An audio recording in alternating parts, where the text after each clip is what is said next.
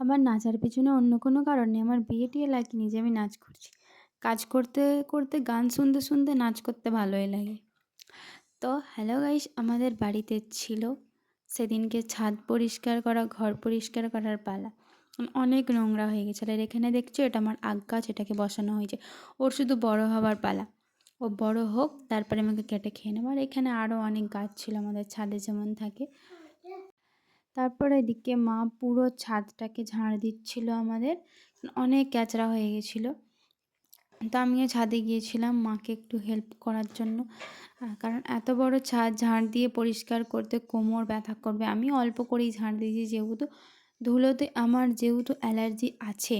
তো ধুলোতে কি আমি একটু দূরে থাকি।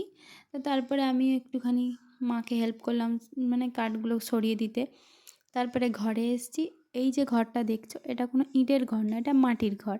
সচরাচর দেখে বোঝাই যায় না যে এটা মাটির ঘর, কারণ এই যে রঙটা, এগুলো সব হাতে করা। আমার মা নিজে হাতে করেছে এই রঙগুলো। সাদা রঙটা, সবুজ রঙটা। আর এই ঘরটা হচ্ছে আমার দাদুর। আমার দাদু এই ঘরটাকে বানিয়েছিল। তো যেহেতু আমার দাদু দাদি কেউ বেঁচে নেই আর, তো এখন এগুলো আমাদের আমানত, আমাদের পরে যারা থাকবে তাদের হবে। তো আমাদের আরও মাটির ঘর ছিল, ওগুলো ভেঙে দিয়েছে, দিয়ে নতুন হয়েছে। খালি এটা আমার দাদুর ঘর, এটাকে রেখে দিয়েছে। তা এইগুলো সব মায়ের হাঁড়িগুলো ওপর থেকে নামিয়ে ওটাকে ভালোভাবে ঝাড়বার জন্য মা নামানো করিয়েছে। তারপরে এই কাপড়টা দিয়ে টিভিটা ঢেকে দিয়েছিলাম। মা বলছে কি যে ওটাতে ধুলো যাবে না। তারপরে এই মোটা কাপড়টা দিয়ে টিভিটা চাপা দিয়ে দিই। হ্যাঁ, আমি গান শুনতে শুনতে কাজ করি, আমার ভালো লাগে। এরকম অনেকেই আছো যারা কাজ করতে করতে গান শোনো আর নাচ করো আর কাজ করো। হ্যাঁ, আমিও করি। তো তারপরে এই বারণটা নিয়ে নিলাম, যেহেতু হালকা ঝুল হয়েছিল সেগুলো ঝাড়তে। আর দুনিয়ার সবথেকে কুড়োতম মেয়ে মানুষ মনে হয় আমিই আছি। চেয়ার থেকে নেমে খাটের ওপর থেকে নিলেই হতো, কিন্তু না, আমি ঠ্যাং বাড়িয়ে খাটের ওপর পা দিয়ে ঝাঁটাটাকে নিচ্ছি। চেয়ার থেকে নামার আর ক্ষমতা আমার নেই। তারপরে ভালো করে দেয়ালগুলো, পুরো ঘরটা ওপর নিচে ভালো করে ঝুলগুলো ঝেড়ে নিয়েছি। টিভি, ফ্রিজ, শোকেসের মাথাগুলো সব কিছু চাপা দিয়ে দিয়েছি। তারপরে এই যে আমার মায়ের একদম হাঁড়ি ধুয়ে ধায়ে ঝেড়ে ঝেড়ে একদম টিপটপ হয়ে গেছে।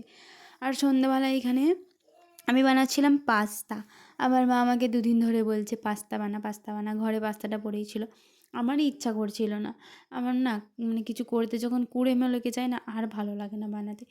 তো পাস্তাটা ঢেলে পানি দিয়ে লবণ দিয়ে সেদ্ধ করতে দিয়ে দিয়েছি। তোমরা যদি হলদি ওইতে দিতে তাও দিতে পারো, তাও হবে। বাট আমি তখন দিতে ভুলে গেছিলাম। তো এই যে আমার পাস্তা এখানে রেডি। বাকি ভিডিও আমি নিতে পারিনি। তারপরে এখানে টমেটো সস, তোমরা চাইলে কুচবি ইউজ করতে পারো তোমাদের ইচ্ছা মতো। তারপরে গরম গরম একটু পাস্তা খেয়ে নিই, কারণ এখন আমার শরীর খারাপের পর থেকে খাওয়া দাওয়া আমি একদমই করতে পারি না। একটুও ভালো লাগে না, খেতে ইচ্ছা করে না, তাও খেতে হবে জোর জবরদস্তি। থ্যাংক ইউ আমার ভিডিওটা দেখার জন্য। Thank you so much. Bye by.